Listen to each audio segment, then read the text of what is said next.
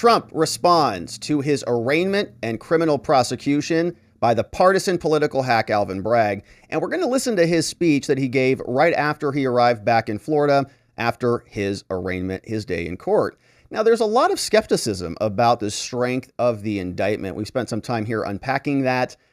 It feels extremely weak. We're wondering if there's something we're missing here, but doesn't look like it, because Politico says there's a wall of skepticism coming down and that this is a dangerous leap, is the opinion from the Washington Post. What?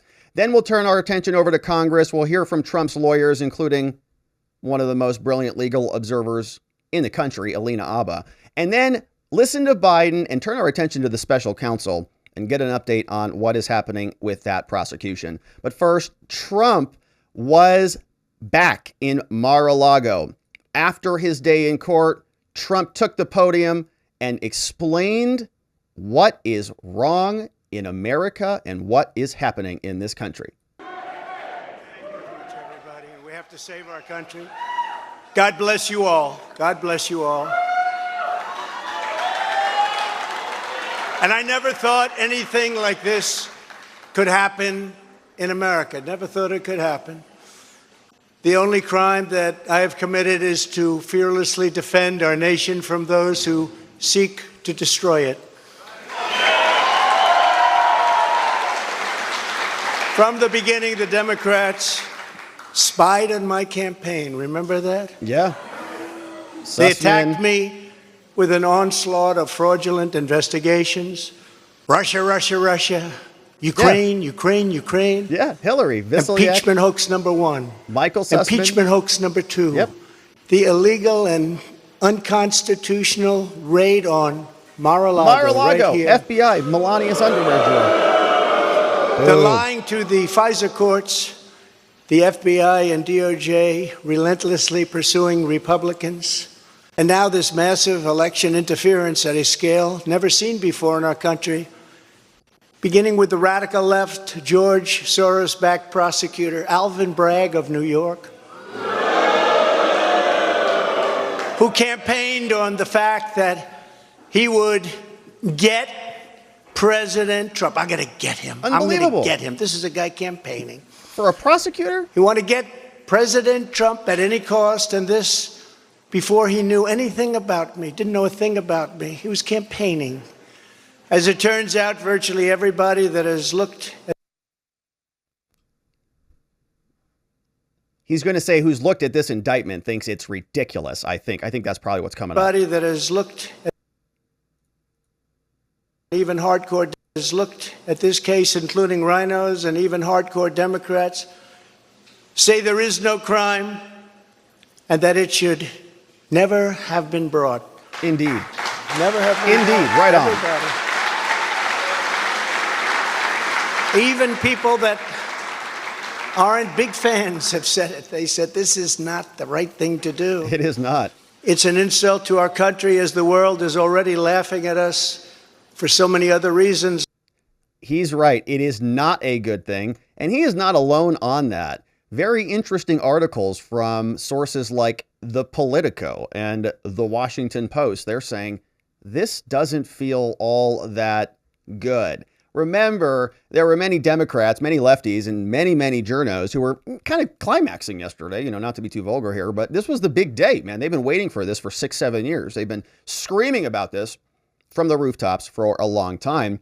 And then it's supposed to be a home run. It's supposed to be like this massive indictment, 34 felonies. Wow. And they were all contorting themselves. It was a really strange thing to watch. And then we read through the indictment and it's mostly crap. It's mostly garbage. Political says, hey, Bragg's case against Trump hits a wall of skepticism. Even from Trump critics. And as we said here, this is going to vindicate Trump. Every time he comes out and says there's a witch hunt against me, and we've been following along for years, every single one of them, this proves it. A day after the historic arraignment, questions nagged Bragg's case, and he just scurried on out of there. Kyle Cheney, who is no Trump fan, all right, no Trump fan at all if you follow him on Twitter, says Alvin Bragg's case against Donald Trump is running into a wall of skepticism, including from left-leaning legal experts and liberal pundits and some of Trump's Republican detractors who've otherwise been eager to see him held accountable. A day after the DA unveiled the charging documents, some of Bragg's natural allies were left scratching their heads. What the heck is in here? Is this even sufficient? The judge did he read it? Trump world appeared emboldened. The post-arraignment hangover was fueled by burning questions about how the prosecution's legal theories that Bragg has for now left largely unanswered are going to work. The concerns were exacerbated by the noticeable absence of support and, in some cases, pointed skepticism about the case from many of Trump's critics in Congress. Senator Mitt Romney, who twice voted to convict Trump, Romney. Gosh, that guy. He said, "I believe President Trump's character and conduct make him unfit for office. Even so, I believe the prosecutor has stretched to reach a felony in order to fit a political agenda." We'll listen to the rest of Congress. He said the prosecutor's overreach sets dangerous precedent for criminalizing political opponents. Nancy Mace said, "You've got to work hard to make President Trump a martyr. Congratulations, the Manhattan DA who just managed to do that." Oops. Some wondered why Bragg revived a case that he appeared to close a long time ago. And he said yesterday we got a bunch of new information about it. That's why. Of course, the questions are about whether this is going to be barred by the statute of limitations. They're going to file that motion. I expect it to be one of the first that we see, if not the first. It's 6 years after the core underlying conduct in the case. Statute of limitations is 5 years. Even prosecutors can do that math. Bragg left those questions largely unanswered in Tuesday's filings and his public comments. He came out and took 4 questions. When asked why he changed course, he said, "Well, I can't talk about that. More evidence will be made available to the office and the opportunity to meet with additional data." He says, "It is said that," somebody wrote this, Richard Hassan, he's a campaign finance law professor. He said, "It is said that if you go after the king, you should not miss." I think we said that here, and I think I heard that, from Biggie Smalls or something. Is that where I heard that? But he's apparently, Richard Hassan listens to that stuff too. He says, "In this vein, it is very easy to see this case tossed for legal insufficiency." Yeah, exactly right. Or tied up in courts well past the election before it might ever go to trial. It will be a circus that will embolden Trump, especially if he walks, right? And it's going to make all of the other prosecutions feel flat, right? If they try to get him on this. Did you see the headlines out there? I think there were reports that this was more watched than anything ever, right? In recent memory, bigger than the Oscars or whatever the most recent things were. There was a list of them. I don't watch really any of them, but I did watch the Trump thing, and most of America did too. And so if they were here, if they all tuned in, especially all the salivators, all the hyperventilators, if they have to walk that back here, then they're going to look a little foolish doing whatever they were doing yesterday so vigorously. It will be a circus that will embolden Trump, especially if he walks. Even Ian Millhiser, a legal liberal commentator for Vox, called it a dubious legal theory. He's not happy about it either. Will Trump be convicted? He says there's something very anticlimactic about the indictment. There's a very real risk this indictment will end in an even bigger anticlimax. Oh man, they're going to be so disappointed. It is unclear that the felony statute that Trump is accused of violating actually even applies to him. The indictment charges Trump 34 separate felonies. A separate document details the relationships between everybody else, Pecker and American media. He said they all work together. Okay, but there's no conspiracy charge or anything. The actual felony here is arising out of false entries. The felony statute requires Bragg to prove that Trump falsified records to cover up a crime. Bragg has evidence that Trump acted to cover up a federal crime, but it's not clear that Bragg's allowed to point to a federal crime in order to charge Trump under state law. Pomerantz said that's a gnarly legal question. So there's serious risk a judge can even toss it. Wild. So there's all sorts of other good stuff here that you can go take a look at. That's the Vox article. But it wasn't just Politico. Even the opinion piece from the Washington Post was saying very much the same thing, which is surprising.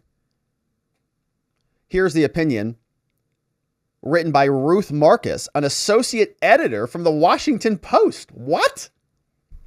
They say the Trump indictment is a dangerous leap on the highest of wires. As the primaries continue, we rewind the clock to Trump, presidential candidate 2016.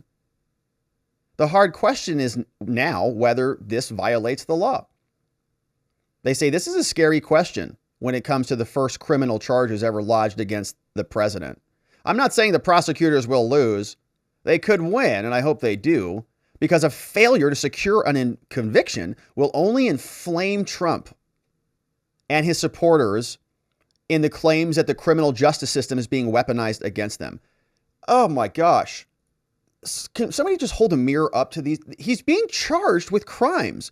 In your own article, you're expressing concerns about what a garbage case this is and what a dangerous tripwire this is, what a dangerous leap this is, because it is so without precedent and it's so without really legal foundation. Even the indictment itself, some are saying, is legally insufficient. So if it does get dismissed, it just confirms what Trump has been saying.